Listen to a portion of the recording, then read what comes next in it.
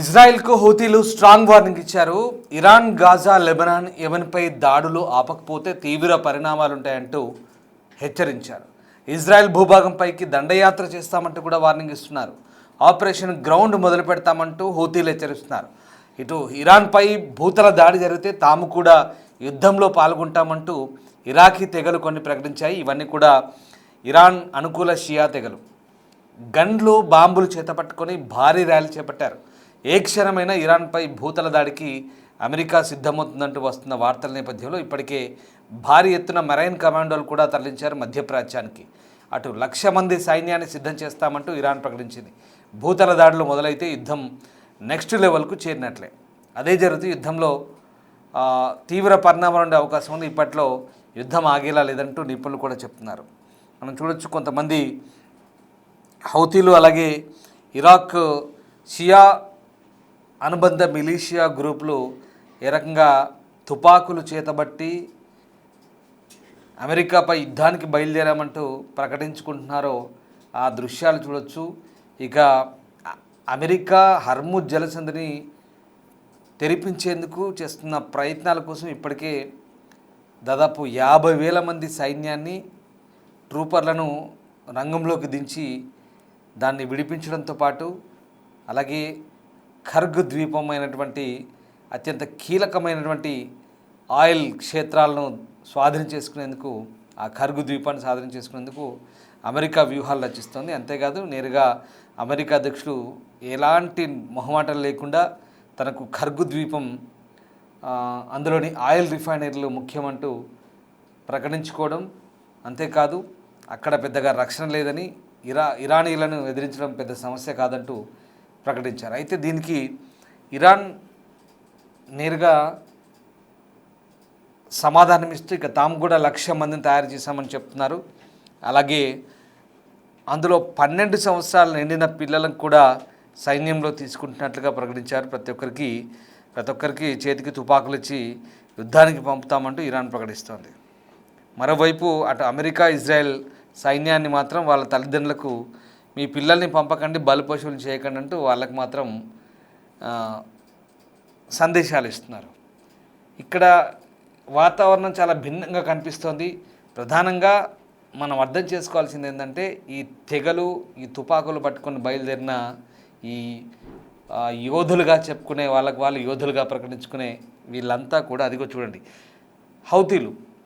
అసలు ఎవరి హూతీలు లేదా హౌతీలు అంటాం. ఈ హూతీలు ఎవరంటే యెమెన్ దేశంలో ఉన్న, ఇదిగో వీళ్ళే, ఈ ఎర్ర జెండాలు ఉన్నాయి కదా, ఎర్రగా తెల్లగా జెండాలు ఉన్నాయి కదా వీళ్ళు. సో ఈ హూతీలు ఎవరంటే యెమెన్ దేశంలో ఉన్నటువంటి ఒమన్ వేరు, యెమెన్ వేరు. ఇక్కడ యెమెన్ అనేది సూయజ్ కాల్వను ఆనుకొని, ఎర్ర సముద్రానికి ఆనుకొని ఉండే ఒక చిన్న దేశం. ఇది ఒక చిన్న ద్వీపంగా చెప్పచ్చు. మనం ఇక్కడ ఏంటంటే, ఈ దేశంలో ఇది యెమెన్ అనేది వాస్తవానికి ఒక దారిద్ర్యాన్ని అనుభవిస్తున్న, అత్యంత బలహీన ఆర్థిక స్థితి కలిగిన ఒక దేశంగా మనం పరిగణించాలి. ఇక్కడ ఎంతసేపు అంతర్యుద్ధాలు. ఎందుకంటే హూతీలు అంటారు చూసారా, ఈ హూతీలు ఎవరు అసలు? వీళ్ళు ఇరాన్ సుప్రీం లీడర్గా మొన్నటి వరకు చెలామణి, అమెరికా ఇజ్రాయెల్ దాడిలో మొదటి రోజే అంతమైన అయతుల్లా అలీ ఖమేనీయే ఆయన చేత సృష్టించబడ్డ ఈ మూకలే హౌతీలు. ఈ హూతీలు వాస్తవానికి అక్కడి యెమెన్ ప్రజాస్వామ్య ప్రభుత్వాన్ని కూలదోసి, అక్కడి వ్యవస్థను కూలదోసి, వీళ్ళు అర్ధాంతరంగా మధ్యలో అధికారాన్ని చేజిక్కించుకునే దిశగా అక్కడ ప్రయత్నాలు చేశారు. వీళ్ళు అక్కడి రాజధాని సనాను ఆక్రమించుకున్నారు. అసలు ఏంటి వీళ్ళకున్న ప్రాముఖ్యత ఏంటి ఖమేనీ దృష్టిలో అంటే, వీళ్ళు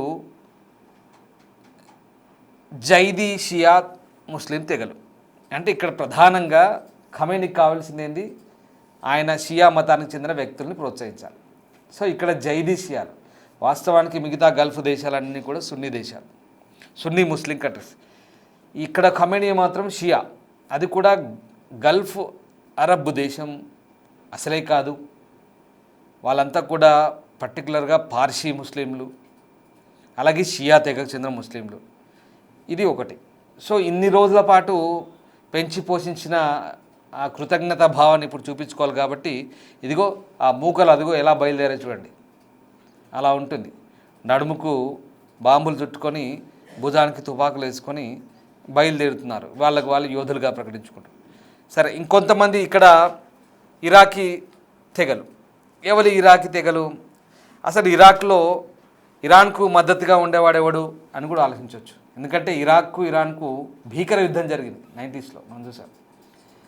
ఎందుకు జరిగిందంటే ఇరాన్ పెంచి పోషించిన, ఇప్పుడు యెమెన్లో ఎట్లా అయితే జైదీ షియాలను పోషించారో ఇరాక్లో కూడా కొంతమంది షియాల్ని పెంచి పోషించాడు ఈ ఖమేనియే.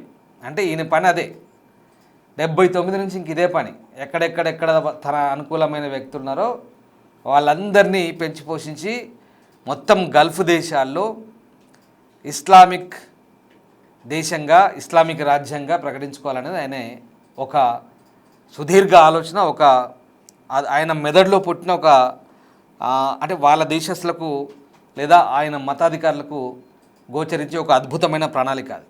అంటే ఈ మొత్తం అదంతా కూడా ఒక రెజిమే, ఇస్లామిక్ రెజిమే తయారు చేయాలి. గల్ఫ్లో ఉన్నటువంటి దేశాలు, ద్వీపకల్పాలన్నీ కూడా ఇస్లామిక్ జెండాలతో రెపరెపలాడాలనేది వీళ్ళ కోరిక. సో అలాగే ఇరాక్లో కూడా కొంతమంది ఈ షియా గ్రూపుల్ని ఎగదోసి అప్పట్లో సద్దాం హుసేన్కి మంట పుట్టించాడు. సో దాంతో ఏమైంది, సద్దాం ఏకంగా ఇరాన్తో యుద్ధానికి దిగాడు. ఇరాక్ యుద్ధం భీకరంగా అయింది. సో అదంతా మనకు తెలిసిందే.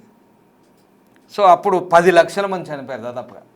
ఇంకో ఇది అయతుల్లా అలీ ఖమేనీ పెట్టించే మంటలు, అలాగే ఆయా ప్రాంతీయ సంఘర్షణలు ఆయన మదిలో మెదిలే, అంటే వాళ్ళ దృష్టిలో ఒక అద్భుతమైన ఆలోచనలు మనం అర్థం చేసుకోవాలి. ఇక హెజ్బుల్లా. ఎవరి హెజ్బుల్లాలు? లెబనాన్ అనే దేశంలో ఇక్కడ హెజ్బుల్లా తెగలు ఎవరైతే ఉన్నారో వీళ్ళు కూడా షియా, ఈ షియా అనుకూల ముస్లిం తెగలు హెజ్బుల్లాలో అక్కడ పెంచి పోషించారు. ఇక పలస్తీన్లో హమాస్. ఎవరి హమాస్?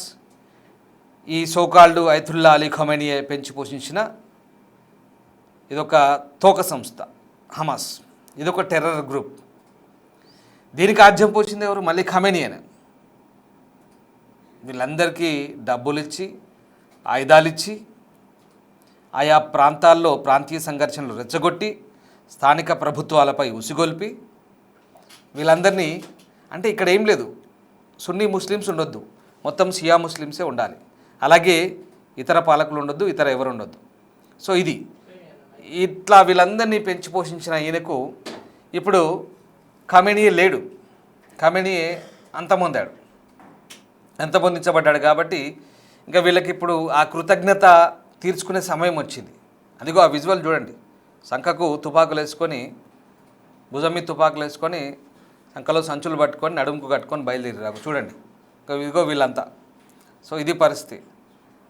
ప్రస్తుతం ఉన్నటువంటి పరిస్థితుల్లో వీళ్ళంతా యుద్ధంలో దిగి అమెరికాను ఎదుర్కొంటామని రెడీగా ఉన్నారు. 12 ఏళ్ళ దాటిన పిల్లలు కూడా యుద్ధానికి సిద్ధమంటూ అదిగో జెండాలు చేతబట్టి బయలుదేరుతున్నారు. ఇవన్నీ కూడా ఫైల్ షాట్స్ మీరు చూడొచ్చు. సో ఈ పరిస్థితుల్లో యుద్ధంలో పాల్గొంటామంటూ వీళ్ళంతా కూడా ప్రకటిస్తున్నారు. మరి అమెరికా అలాగే ఇరాన్ భూతల దాడులు కనుక ప్రారంభమైతే వీళ్ళంతా నేరుగా యుద్ధంలోకి వస్తామని చెప్తున్నారు. మరి యుద్ధం ఎన్ని రోజులు జరుగుతుంది, ఎప్పటిదాకా వెళ్తుంది, అసలు ఊహించుకుంటేనే భయమేస్తుంది. ఎంత ప్రాణనష్టం జరుగుతుందో కూడా తెలియని పరిస్థితి.